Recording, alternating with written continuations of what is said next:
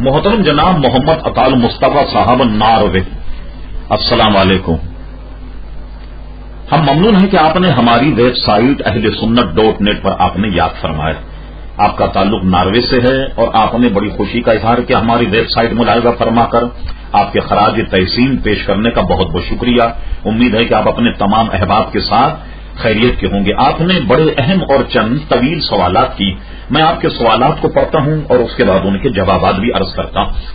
آپ نے ماشاءاللہ فرمایا، مجھے یہ جان کر کے خوشی ہوئی ہے کہ آپ ای میل کے ذریعے سے دنیا بھر کے مسلمانوں کی خدمت کر رہے ہیں۔ ناروے میں رہنے والے مسلمانوں کے کچھ مسائل مجھے امید ہے کہ جواب عنایت فرما کر ہماری ضرورت کو پورا فرمائیں گے۔ عموماً عیسائی ممالک میں یہ روایت ہے اور آپ نے عیسائی ملک کے حوالے سے آپ نے چند سوالات کی۔ پہلا سوال آپ کا یہ ہے کہ عموماً عیسائی ممالک میں یہ روایت ہے کہ جب کوئی مجرم جو پولیس کو مطلوب ہو اور وہ اگر چرچ میں پناہ لے لے تو پولیس اسے گرفتار نہیں کر سکتی۔ سوال یہ ہے کہ ناروے میں کچھ مسلمانوں سے مسلمانوں نے جرم کرنے کے بعد چرچ میں پناہ لی۔ اب وہ وہاں کی انتظامیہ سوال کر رہی ہے کہ اگر کوئی مجرم مسجد میں پناہ لے تو کیا اسے بھی گرفتار نہ کیا جائے، اور یہ کہ اسلامی معاشرے میں اور ایک غیر اسلامی ملک میں مسجد کی حیثیت کیا ہے۔ یاد رہے کہ ناروے کی تاریخ میں پہلی مرتبہ ایک مسجد بنائی گئی ہے۔ یہ آپ کا پہلا سوال۔ دیکھیے، یہ عیسائیوں نے اس بات کو ملحوظ رکھا کہ ان کے یہاں ظاہر ہے کہ گرجا جو ہے وہ اپنے طور پر وہ اسے اللہ کا گھر اور اللہ کی عبادت کرنے کا گویا ایک مکان اور ایک گھر تصور کرتے، تو وہاں سے مجرم کو گرفتار کرنے سے متعلق ان کی ممانعت۔ آپ کے ذہن میں رہے کہ ہمارے یہاں ہندوستان، آپ جانتے ہیں کہ یہ انگریز لگ بھگ 150 برس اس نے حکومت کی ہے، تو انگریزوں کے دور میں بھی یہ طے تھا کہ کوئی آدمی اگر جرم کرنے کے بعد مسجد میں پناہ لے لے تو اس کو مسجد سے گرفتار نہیں کیا جا سکتا تھا۔ اور شرعی مسئلہ بھی یہی ہے کہ کوئی اگر آدمی مسجد میں کوئی گناہ کر کے گھس جائے، تاوقت کہ مسجد سے نہ نکل جائے اسے گرفتار نہیں کیا جائے گا۔ اس لیے کہ جب گرجا کی وہ اتنی قدر کرتے ہیں، ان کو چاہیے کہ وہ اللہ کے گھر مسجد کی انہیں قدر کرنی چاہیے۔ اور فرمائی کہ اگر مسجد میں کوئی مجرم اگر گویا گھس جائے اور پولیس وہاں جوتے پہن کر اس کو ہتکڑیاں لگائے وغیرہ وغیرہ، یہ آداب مسجد کے خلاف۔ مجھے یاد پڑتا ہے کہ میں نے امام اعظم ابو حنیفہ رضی اللہ عنہ کی سیرت میں پڑھا کہ اس وقت کے خلیفہ نے امام اعظم ابو حنیفہ سے کہا کہ آپ سورج غروب ہونے سے پہلے اس شہر کو چھوڑ دیجئے، یعنی آپ کو شہر بدر کیا جاتا۔ آپ نہایت طمانینت کے ساتھ بیٹھے رہے۔ آپ کے تمام شاگرد بہت پریشان تھے کہ امام صاحب خلیفہ وقت کو اگر پتہ لگ گیا تو وہ آپ کو گرفتار کرے گا، طرح طرح کی آپ کو اذیت پہنچائے گا، تو ہمارا وہ یا آپ کو مشورہ یہ ہے کہ آپ شہر سے باہر چلے جائیے تاکہ اس کے اس چنگل سے بچ جائیں۔ امام صاحب نہایت طمانینت سے بیٹھے رہے اور انہوں نے فرمایا کہ تم بے فکر رہو، میں سورج غروب ہونے سے پہلے اس کے شہر سے نکل جاؤں۔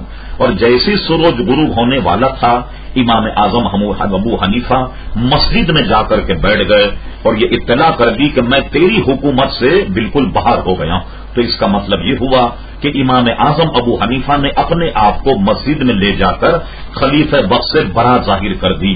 تو گویا مسجد میں اگر کوئی ملزم یا مجرم اگر وہاں ہو تو مسجد سے بھی اس کی گرفتاری نہیں ہونی چاہیے۔ آپ نے یہ پوچھا دوسرا سوال، اچھا آپ نے ضمن یہ بھی کہا کہ یاد رہے کہ ناروے کی تاریخ میں پہلی مرتبہ مسجد بنائی گئی، تو آپ نے جب یہ فرمایا کہ ناروے کی تاریخ میں پہلی مرتبہ مسجد بنائی گئی تو سب سے پہلے ہماری اور ہمارے تمام ساتھیوں کے مبارکباد آپ قبول فرمائیے کہ کافروں کے شہر میں ماشاءاللہ آپ نے مسجد بنائی اور یہ شرن مسجد ہوگی۔ دوسرا سوال آپ نے یہ کیا کہ جس شخص کے پاس بھی ناروے کا پاسپورٹ ہے اس کے لیے ضروری ہے کہ وہ ملٹری ٹریننگ حاصل کرے۔ کئی مسلمان نوجوان کے پاس ناروے کا پاسپورٹ ہے، اسی طرح کئی مسلمان ناروے کی مستقل فوج میں بھی ہیں۔ اس صورتحال میں آپ نے اس کے تناظر میں چند ذیلی سوالات بھی آپ نے فرمائے۔ اس میں آپ نے یہ پوچھا کیا کوئی مسلمان غیر مسلم آرمی میں بھرتی ہو سکتا ہے؟ تو دیکھیے مسئلہ یہ ہے کہ خالی آرمی میں بھرتی ہونا اور ان سے تنخواہ لینا اس میں تو کوئی حرج نہیں، لیکن اس میں جو دوسرا سوال آپ نے ذیلی کیا وہ یہ ہے کہ ناروے اور کسی مسلمان ملک کے درمیان لڑائی میں کیا وہ حصہ لے سکتا ہے؟ ہرگز حصہ نہیں لے سکتا، اس لیے کہ اگر اس لڑائی میں وہ مارا گیا تو ظاہر ہے کہ شہید نہیں ہوگا، اور ایک مسلمان کے مقابلے میں کیسے جنگ کرے گا؟ لہذا اس کو چاہیے کہ ٹریننگ اگرچہ لے لے، لیکن وہ ایسے ملک میں کبھی ملازمت نہ کرے کہ جو ملک کسی مسلمان ملک سے لڑ رہا، اور یہ کہ اگر وہ ملک کسی کافر ملک سے بھی لڑ رہا اور کوئی آدمی اگر اس سے مر جائے اس میں، تو ظاہر ہے کہ وہ شہید نہیں ہوگا۔ وہ دین کا کون سا راستہ کہ جس راستے میں یہ اپنی جان دے رہا، لہذا اس سے بچنا چاہیے۔ پھر آپ نے تیسرا ذیلی سوال یہ کیا، کیا مسلمان لڑکی ناروے فوج میں بھرتی ہو سکتی ہے؟ ظاہر ہے کہ مسلمان لڑکی کو اس بات کی اجازت نہیں دی جا سکتی کہ وہ فوج میں بھرتی ہو۔ ہماری ماں بہنیں اور خواتین کو چاہیے کہ وہ فوج میں بھرتی ہونے سے پرہیز کریں۔ چوتھی ذیلی شق میں آپ نے یہ لکھا، اگر کوئی مسلمان ملک ناروے پر حملہ کرتا، کیا اس صورت میں ناروے کہ مسلمان اپنے ملک کے لیے دوسرے مسلمان ملک سے لڑ سکتے ہیں؟ تو آپ دوسرے مسلمان ملک سے نہیں لڑیں گے، بلکہ عافیت یہ ہے کہ ایسے موقع پر آپ اپنا ملک چھوڑ دیں تاکہ اس آفت سے آپ